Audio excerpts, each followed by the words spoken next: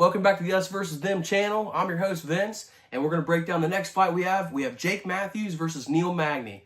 Right now, Jake Matthews is sitting at a minus 370 favorite, and Neil Magny is sitting at a plus 295 underdog. The line has started shifting on this one a little bit in favor of Neil Magny, which I think it should.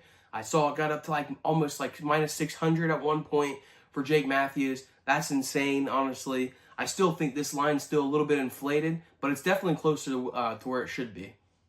We know the standard Neil Magny approach. He likes to get guys against the cage. He loves to do the clinch work, put their back against the cage, send knees up the middle, right to the belly, and if he can drag him down the ground, he's going to look to do that, but he doesn't need to do that.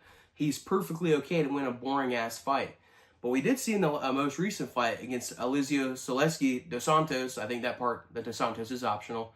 I swear to God his name has been dos Santos before, now it's Soleski. Anyway, in that fight, we did see that Neil Magny went back to the power in his hands, and he's not really known for his power in his hands, but it's not like he doesn't have knockouts. He has knockouts. He's earned knockouts in the UFC. That was just his first one in a while. I bet against him on that fight, like a lot of people did, and obviously it didn't work in my favor. You know, that dude is super hard to predict sometimes in his fights. He's got a lot of losses in the UFC. He's got a lot of really good wins, but when you start to look at the breakdown on his topology, you start to realize, like, all right, he's getting finished by guys like Carlos Prates and Michael Morales and dudes like that. And, you know, if you go all the way back to the beginning of when he started in the UFC, the guys that are finishing him are guys that are pretty fucking high level. So, you know, his style is really tricky. I watched MMA Guru break this fight down, and I think he had a really good point when he said, if you have a hole in your game, Neil Magny's going to find it. There's holes in people's game where they don't realize, yeah, and you go in there with a guy like Neil Magny, or not a guy, there's not a lot of guys like Neil Magny. You go in there and Neil Magny, he's going to find that hole. So if Jake Matthews were to go in here in this fight and actually look good against him and get a dominating win, I could see his trajectory really starting to go up. This is definitely a fight between, between veterans for sure. They have 57 UFC fights between the two of them combined. 57 fights. That's insane. And the crazy part is Jake Matthews is only 31 years old. That's crazy. He's been in the UFC since he was about 20 years old. He fought in the Ultimate Fighter in 2014, earned a contract, and has been with the organization ever since.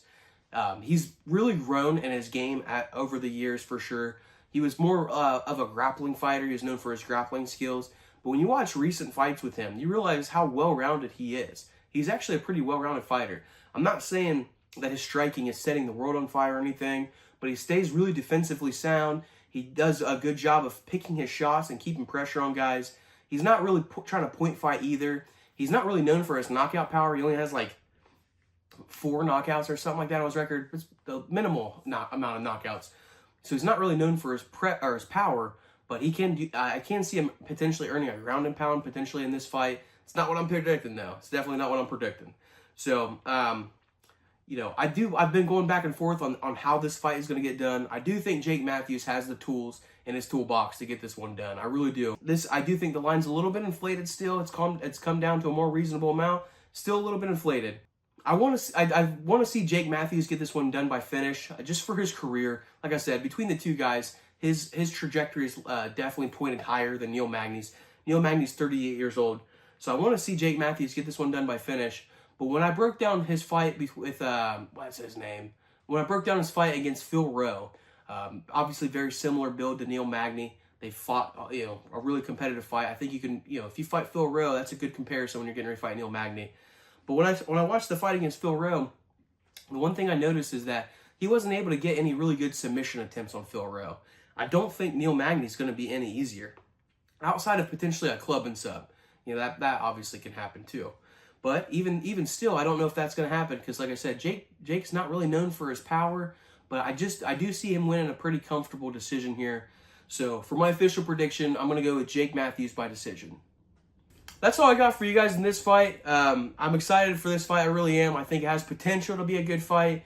As long as Neil Magny doesn't pressure him against the cage for 15 minutes and make it boring. But I don't see that happening. I think we're in for a decent fight. But we're going to stay tuned for the next video where we break down Jack Jenkins versus Ramon Tavares. That fight is going to be fun to watch, and I'm really excited to break that one down for you guys. I see a decent path to victory, and I'll get into all that when I get into it. That's all I got. I'm out of here.